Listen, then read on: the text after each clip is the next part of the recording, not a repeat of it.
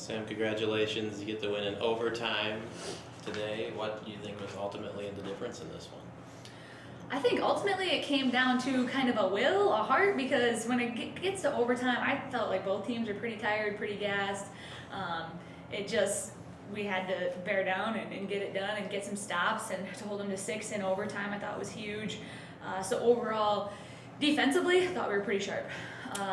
Our biggest point of emphasis was really taking away their big post player, Cherney, who we did limit to 5 points, which I think is awesome. Their other post player played really well, got us a bit inside.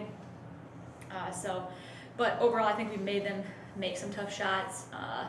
We forced turnovers on some of those post-entry looks, got 17 turnovers, so I think it really did come down to our defensive urgency. Yeah, started to shoot the ball well in the third quarter as well. Ellie made some shots, Sarah Dax made some shots. How much did that help to have a couple of your most important players hitting some shots and that helping everybody else out?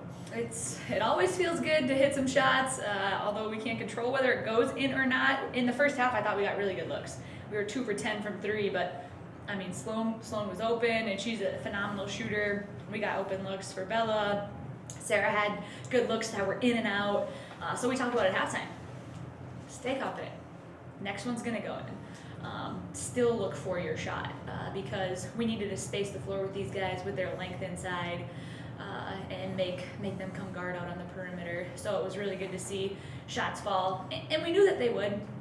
The amount of time that our girls put in, getting up extra shots and things like that, they deserve to have that confidence where, okay, if it doesn't fall in the first half, it's going to in the second. And it was great to see Sarah do that and hit big threes. Ellie hit big threes and big free throws down the stretch as well. Were you happy with the way the team was able to stay poised in overtime, even though both teams didn't make shots right off the bat? Yeah, I was really, really proud of our team. Obviously, earlier in the season, we've lost some overtime games. So sometimes that can get in your head, but I think it's really helped us grow. Some players that had never been in those close games, those overtime games, now have that experience.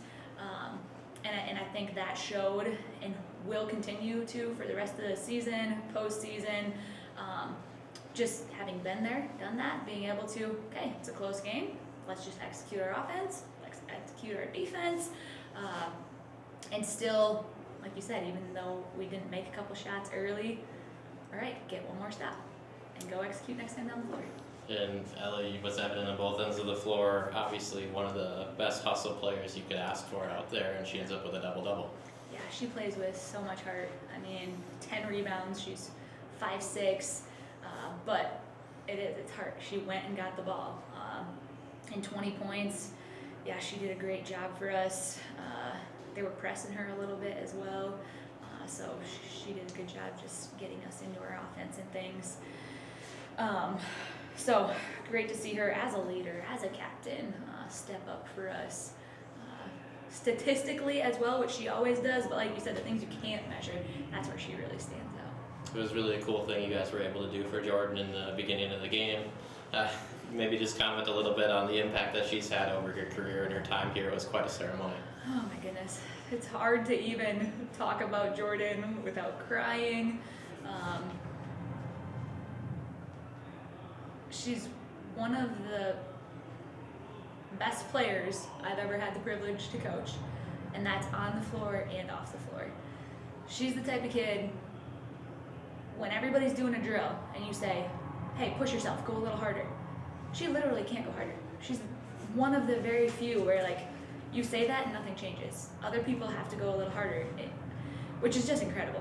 Again, just speaks volumes about her as a person. She has always given 100% every second she's been able to be on the floor, which sadly has been very, very, very shortened due to lots of injuries. So it was an emotional start to the game, being able to start her and her teammates. I know there were a lot of tears to start the game, which I'm like, oh goodness, are we going to be okay? But we started off really well, and I think it just shows too how much our team loves each other, how much they care about each other. We wanted this win for Jordan really bad, everybody. So it was great to be able to get it in overtime. get another shot at Saginaw Valley State on Tuesday now, right away. What's the week going to look like now? You have a pretty short amount of time before that one. It gets crazy here, moving into the end of the season. So we got 3 games. We leave Monday morning to head down to Saginaw. So they get a day off, and then we hit the road. So this whole week is going to be way more mental preparation and physical preparation. Kids played a lot of minutes. Kids, I should say, our young ladies played a lot of minutes with really competitive basketball, as you saw. So doing what we need to do to rehab, and then it will be a lot of film and walking through. And we did just play Saginaw, so at least we kind of know what they do. Now it's just making some slight adjustments from the last game and coming in with a fire and an urgency that we know they're going to bring.